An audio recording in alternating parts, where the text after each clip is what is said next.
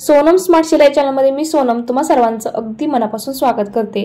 तर बघा मग आज आपण 36 साइज मध्ये 9.5 इंचाच्या बाहीचं कटिंग इथे बघणार आहोत।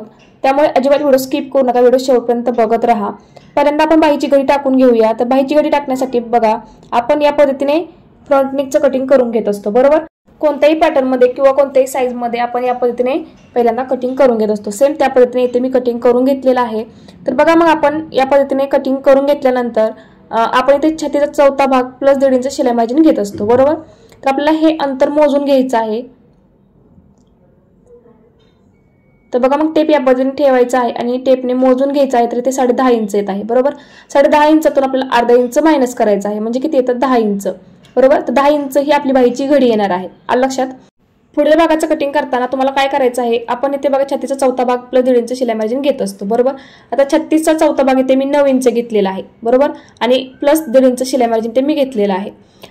तर ज्यावेळेस तुम्ही कटिंग कराल त्यावेळेस तुम्हाला संपूर्ण छाती घेर मोजून घ्यायचं आहे आणि त्यातून तुम्हाला अर्धा इंच मायनस करायचं आहे, लक्षात आलं। तर इथे 10.5 तून अर्धा इंच मायनस केलं तर इथे 10 इंच, तर 10 इंच ही आपली बाहीची घडी येणार आहे, बरोबर। ज्यावेळेस तुम्ही कटिंग कराल त्यावेळेस तुम्हाला हे लक्षात ठेवायचं आहे आणि त्या पद्धतीने तुम्हाला बाहीची घडी टाकून घ्यायची आहे। तर बघा मग इथे 10 इंचावरती बाहीची घडी टाकून घ्यायची आहे।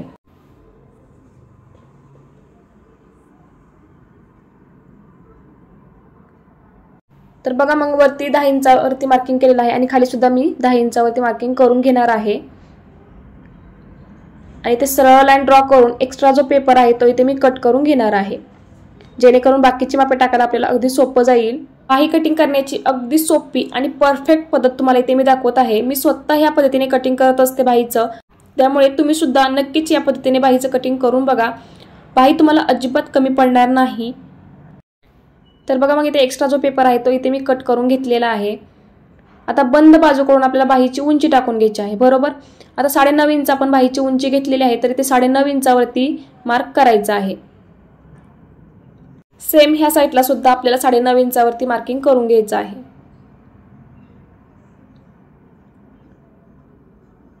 आणि बघा मग सरळ पट्टीने लाईन आखून घ्यायची आहे। आता ही फक्त आपण बाहीची उंची टाकून घेतली, बरोबर। आता आपल्याला इथे शिलाई मार्जिन ऍड करायचं आहे। तर आपण अस्तरच्या बाहीचं इथे कटिंग करत आहोत, त्यामुळे इथे मी अर्धा इंच शिलाई मार्जिन घेणार आहे। सपोज तुम्ही जर साध्या बाहीचं कटिंग करत असाल तर तुम्ही इथे 1.5 इंच शिलाई मार्जिन घ्यायचं आहे, आलं लक्षात। तर बघा मग ह्या साइडला सुद्धा अर्धा इंचावरती मार्किंग केलेलं आहे आणि या पद्धतीने पट्टीने लाईन आखून घेणार आहे, आलं लक्षात। तर बघा मग आपण इथे बाहीची उंची टाकून घेतली, बरोबर। तर इथे मी लिहून ठेवते बाही उंची।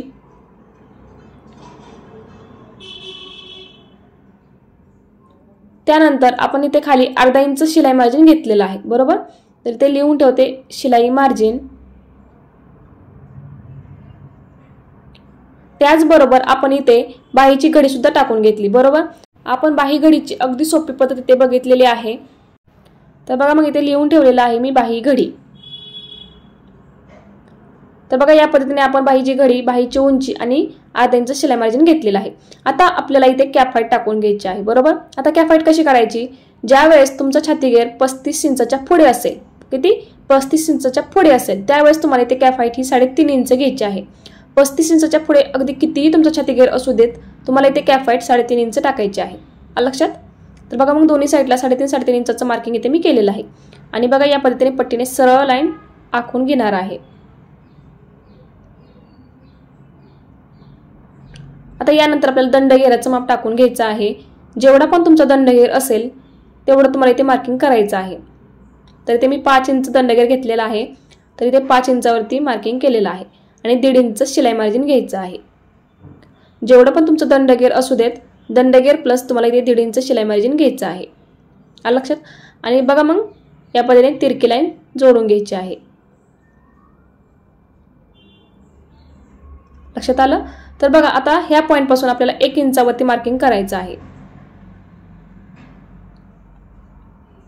आणि ते 1 इंच आपण घेतलेलं आहे, ते 1 इंच सोडून आपल्याला या पद्धतीने टेपने मोजून घ्यायचं आहे आणि टेप फोल्ड करून मध्यावरती खूण करून घ्यायची आहे। म्हणजेच आपल्याला हे दोन जे पॉइंट आहेत त्या पॉइंटचा मध्य इथे काढून घ्यायचा असतो, आलं लक्षात। आणि तिथून वरती आपल्याला सरळ पट्टीने लाईन ड्रॉ करून घ्यायची आहे। आता आपण ही जी लाईन ड्रॉ करून घेतलेली आहे त्या लाईनीचे 3 समान भाग येतील असे भाग करून घ्यायचे आहेत। तुम्ही टेपच्या साहाय्याने सुद्धा करू शकता। मी ते अंदाजे करत आहे कारण मला आता सवय लागलेली आहे, त्याच्यामुळे मी अंदाजे करू शकते। तुम्ही टेपच्या साहाय्याने करून घ्या। तर बघा मग या पद्धतीने 3 समान भाग करून घेतलेले आहेत। आता ह्या 3 पॉइंट मधून आपल्याला बघा मुंड्याचे शेप देऊन घ्यायचे आहेत, लक्षात। तर बघा मग या पद्धतीने मुंड्यांचे शेप देऊन घ्यायचे आहेत। तर बघा इथून ह्या पॉइंट पर्यंत असा वरून गोलाकार शेप देऊन घ्यायचा आहे, लक्षात। आणि तिथून खालून आपल्याला या पद्धतीने गोलाकार शेप ह्या पॉइंट पर्यंत द्यायचा आहे। तुम्हाला जर शेप देता येत नसेल तर तुम्हाला प्रॅक्टिस करावी लागेल। प्रॅक्टिस केली तर तुम्हाला परफेक्ट शेप देता येतील। तर बघा मग सेम त्या पद्धतीने खालचा सुद्धा शेप इथे मी देऊन घेत आहे। तर बघा इथपर्यंत मी वरून गोलाकार शेप दिलेला आहे आणि इथून खालून असा गोलाकार शेप इथे मी देऊन घेतलेला आहे। आणि या पद्धतीने बघा मुंड्यांचे शेप इथे मी देऊन घेतलेले आहेत।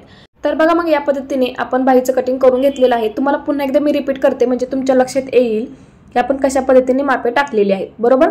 तर बघा मग आपण पहिल्यांदा बाहीची घडी टाकून घेतली, लक्षात। बाहीची घडी टाकून घेतली, त्यानंतर बाहीची उंची टाकून घेतलेली आहे आणि अर्धा इंच आपण इथे शिलाई मार्जिन घेतलेला आहे, लक्षात। इथे पट्टीने सरळ लाईन ड्रॉ करून घेतली, ठीक आहे। आता त्यानंतर आपण दोन्ही साईडला 3.5 इंचाचं मार्किंग करून या पद्धतीने सरळ लाईन ड्रॉ करून घेतलेली आहे। आता इथे दंडघेराचं माप टाकून आपण 1.5 इंच शिलाई मार्जिन घेतलेला आहे आणि ही लाईन जोडून घेतली। इथून इकडे 1 इंचाचं मार्किंग करून बघा या 2 पॉइंटचा मध्य इथे काढला आणि मध्यापासून सरळ वरती लाईन आखून घेतली। त्या लाईनीचे 3 समान भाग केले आणि त्या भागातून बघा या पद्धतीने मुंड्यांचे शेप देऊन घेतलेले आहेत, लक्षात। तर बघा मग या पद्धतीने मापे टाकून घेतलेले आहेत। तुम्हाला याचं कटिंग करून दाखवते। वेगवेगळे गळ्याचे आकार कसे कट करायचे, त्याचबरोबर कटोरी ब्लाउजचं कटिंग, फोर्टक्स ब्लाउजचं कटिंग, प्रिन्सेस कट ब्लाउजचं कटिंग, त्याचबरोबर डबल कटोरी ब्लाउजचं कटिंग, हे सर्व पॅटर्नचे कटिंगचे आणि स्टिचिंगचे व्हिडिओ तुमच्याशी शेअर केलेले आहेत। त्याचबरोबर सध्या बोटनेक डिझाईनचा खूप ट्रेंड चालू आहे, त्यामुळे खूप विविध प्रकारचे डिझाईन्स मी तुमच्याशी शेअर केलेले आहेत। जर व्हिडिओ बघितले नसतील तर नक्की जाऊन बघा। तर बघा मग या पद्धतीने बाहीचं कटिंग करून घेत आहे। बाही ओपन करून या पद्धतीने मुंड्याचा शेप कट करून घेत आहे।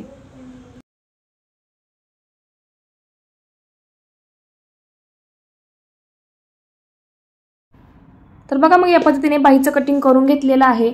आता हे जे कटिंग केलेलं आहे ते कटिंग बरोबर आहे की नाही हे सुद्धा आपण चेक करून बघणार आहोत, त्यामुळे अजिबात व्हिडिओ स्किप करून जाऊ नका। व्हिडिओ शेवटपर्यंत बघत राहा म्हणजे तुमच्या सुद्धा लक्षात येईल की आपण जे कटिंग बघितलेलं आहे ते परफेक्ट आहे की नाही, ठीक आहे। तर बघा मग या पद्धतीने शेप मी थोडासा डार्क करून घेत आहे।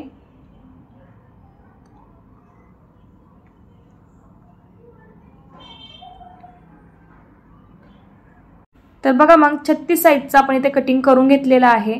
तर इथे मी लिहून ठेवते 36 साईज।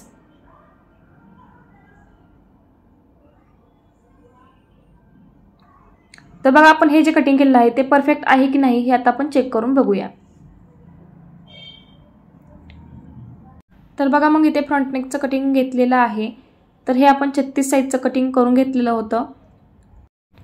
आता आपल्याला ही बाही चेक करून घ्यायची आहे। तर बघा मग इथून खाली आपल्याला अर्धा इंचावरती मार्किंग करायचं आहे, कारण आपलं अर्धा इंच शोल्डरमध्ये जात असतं, त्यामुळे आपल्याला इथे अर्धा इंच मायनस करायचं आहे। आणि तिथून आपल्याला बघा या पद्धतीने बाही चेक करून घ्यायची आहे।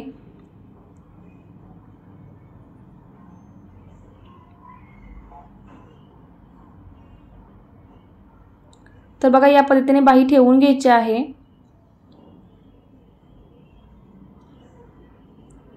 आणि जशी आपण बाही जोडतो सेम त्या पद्धतीने आपल्याला बाही फिरवून घ्यायची आहे।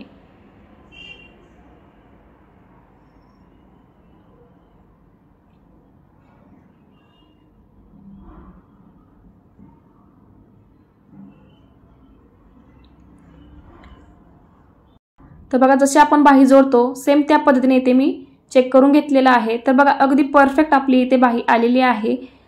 तर बघा अगदी सोप्या पद्धतीने तुम्हाला इथे बाहीचं कटिंग मी दाखवलेलं आहे। तुम्हाला आजचा हा व्हिडिओ कसा वाटला मला कमेंट करून नक्की सांगा। व्हिडिओ आवडला असेल तर लाईक करा, शेअर करा आणि चॅनलवर नवीन असाल तर चॅनलला सबस्क्राईब नक्की करा। पुन्हा भेटूया अशाच एका छानशा व्हिडिओ सोबत, तोपर्यंत बाय।